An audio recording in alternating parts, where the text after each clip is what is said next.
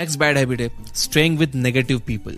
Imagine करो कि आपको नाव से कहीं जाना है, दो लोग आपको ऑफर करते हैं कि आप उनकी नाव में बैठ जाओ। वो कहते हैं कि अगर आप उनके साथ जाओगे तो आप अपनी डेस्टिनेशन पर जल्दी पहुंच जाओगे।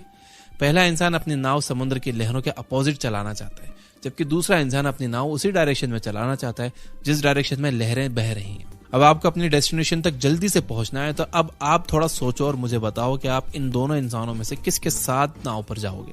आप में से बहुत से लोग बोलेंगे कि ये तो बहुत आसान है, हम दूसरे इंसान के साथ ही नाव में बैठेंगे क्योंकि वो लहरों के साथ मूव कर रहा है। काफी हद तक आपका यह डिसीजन ठीक भी है, लेकिन इस एग्जाम्पल का एक पॉइंट यह भी है कि हम रियल लाइफ में ऐसा नहीं करते, क्योंकि हम में से मैक्सिमम लोग कॉन्शियसली डिसाइड नहीं करते कि हमें किन लोगों की कंपनी रखनी चाहिए।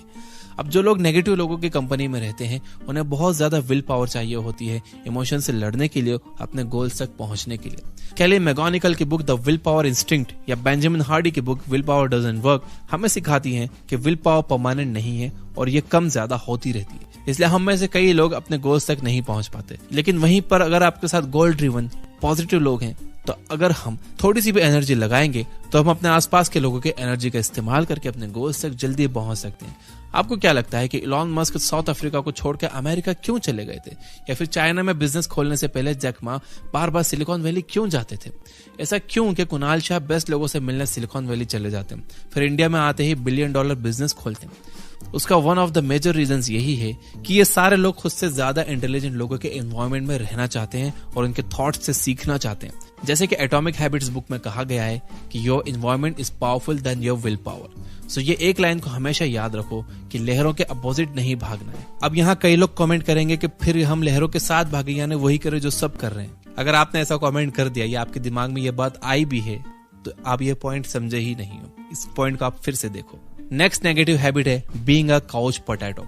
नेपियर विले हाई स्कूल स्टूडेंट्स पर एक एक्सपेरिमेंट किया गया था, जहां पर स्टूडेंट्स को 2 ग्रुप्स में बांटा गया था, ग्रुप ए और ग्रुप बी। ग्रुप ए के स्टूडेंट्स को इंग्लिश क्लास के जस्ट पहले एक्सरसाइज करवाई गई थी, जबकि ग्रुप बी के स्टूडेंट्स को इंग्लिश क्लासेस से पहले सोने दिया गया था। ग्रुप ए के स्टूडेंट्स को शुरू में एक्सरसाइज करना पसंद नहीं था। कई गर्ल्स स्टूडेंट ने कंप्लेन भी की थी कि एक्सरसाइज करने से उनसे स्मेल आने लगती है। लेकिन जब एक्सरसाइज करने के बाद ग्रुप ए का कॉम्प्रिहेंशन टेस्ट किया गया तो उनका स्कोर 17% से इंक्रीज हुआ था, जबकि ग्रुप बी का स्कोर 10% से इंक्रीज हुआ था।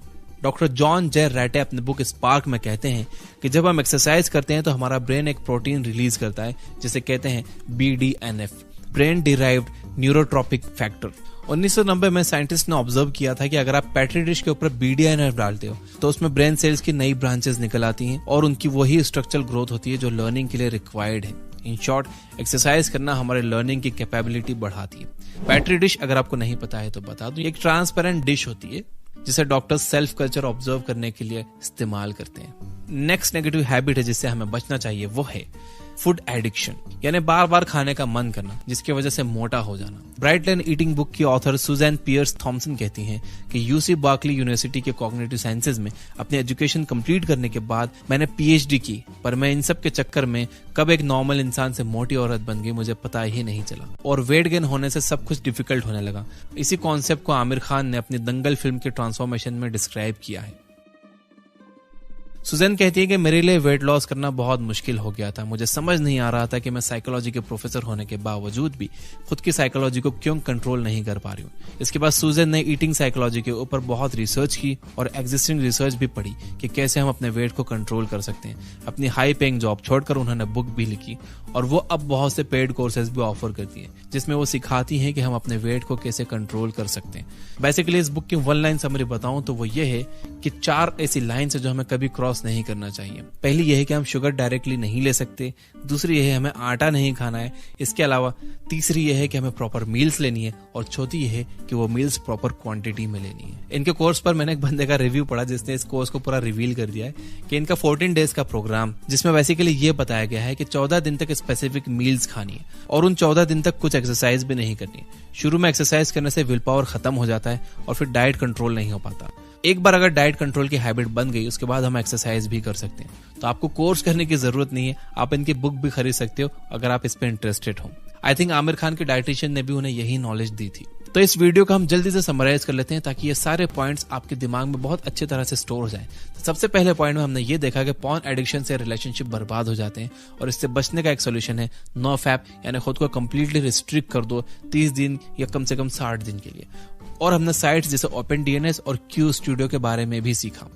नेक्स्ट बैड हैबिट ये थी कि ये सोचना कि बुक रीड करना is a waste of time. एक कहावत है कि if you encounter a man of rare intellect we should ask him what books he read, यानी अगर आप किसी इंटेलिजेंट पर्सन से मिलो तो उनसे पूछो कि आप कौन सी बुक्स पढ़ते हो, क्योंकि उन्हीं बुक्स को पढ़कर हम भी इंटेलिजेंट बन सकते हैं। नेक्स्ट बैड हैबिट थी अपनी फाइनेंशियल हेल्थ की केयर ना करना। इसमें हमने रॉबर्ट कियोसाकी के डैड की बात की कि वो कैसे अपने स्टेट के एजुकेशन हेड थे, पर एंड में उन्हें अपनी जॉब से निकाल दिया गया था और उन्हें मरते समय तक पैसों की दिक्कत रही। इसलिए financial knowledge is very important. Next bad habit हमने देखी कि सेइंग यस टू एवरीथिंग। इसमें हमने देखा कि सबको खुश करने के चक्कर में हर चीज को हाँ मत बोलो और खुद की प्रायोरिटीज भी सेट करो।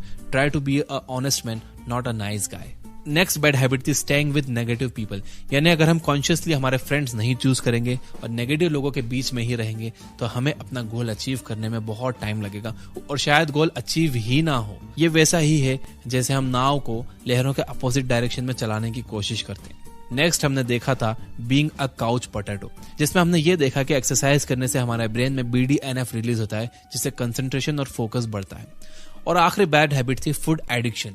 इसमें हमने ब्राइट लाइन ईटिंग बुक की बात की थी कि diet is the most important और हमें सुजन थॉमसन के अकॉर्डिंग आटे को अवॉइड करना